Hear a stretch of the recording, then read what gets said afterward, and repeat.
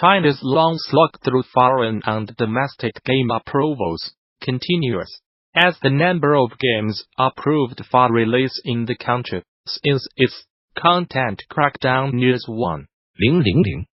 China, a major market for mobile and online games, began tight gatekeeping of video game releases in the country starting last year, as the new State Administration of Press and Publication sought to weed out games that did not abide by the government's values, are games deemed addictive to minors.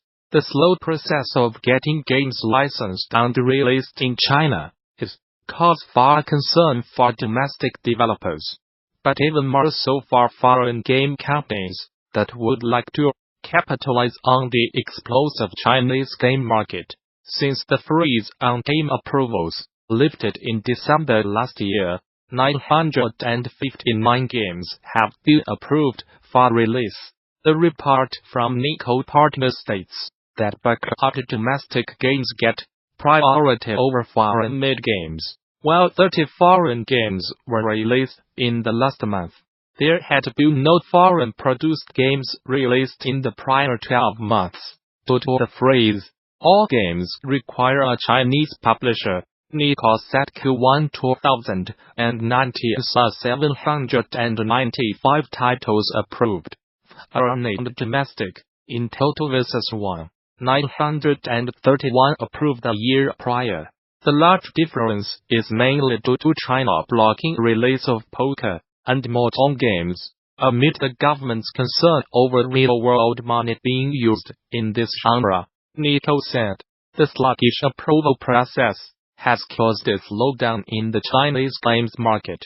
But Nico said it expects growth to pick up as the approval process gains momentum. Larger Chinese publishers are only recently seeing major game releases, such as Perfect World Entertainment's Perfect World Mobile, which quickly topped China's top grossing charts, following its release in March.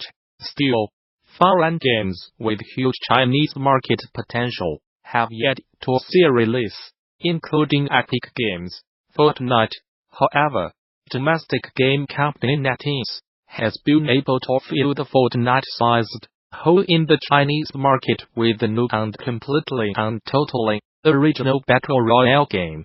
Thoughtcraft, a small and unlikely team, was behind one of the most ambitious and anticipated games of 2016, O Man's Sky. As part of the special three-part BD 2019 main stage event, Hello Games, Shammerly, took the stage to discuss the value of grit in game development and what the No Man's Sky team learned in the process of weathering criticism while building and improving the game.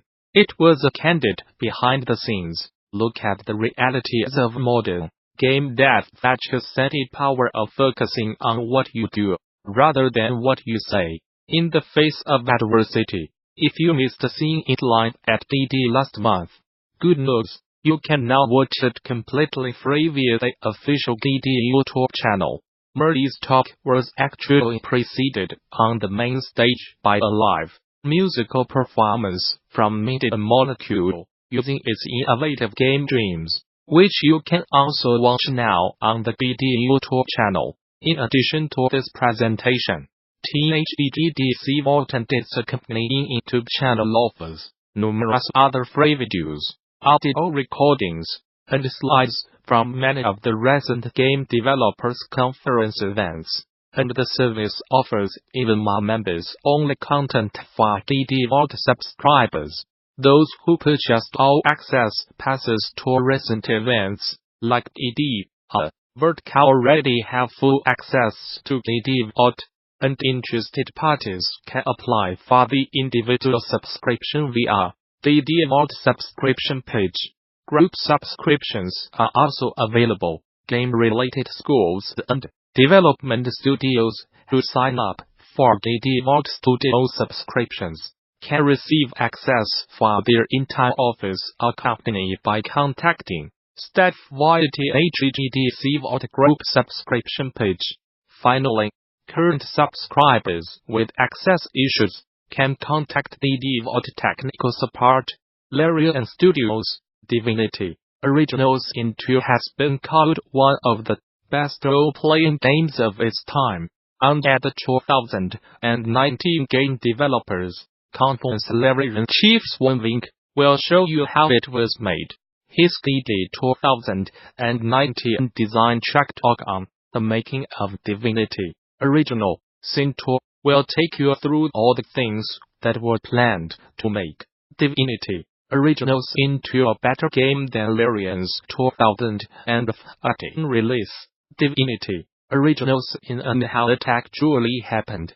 Vink is a strong believer in the power of iteration, and Original Sin 2 is a game where his team applied iteration at every level. With varying levels of success, the team learned a lot about how to design and organize for iteration, and the talk will focus on these lessons.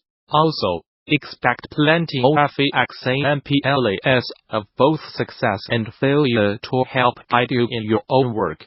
Further details on this talk and many more are available now on THEGDC 2019 session scheduler.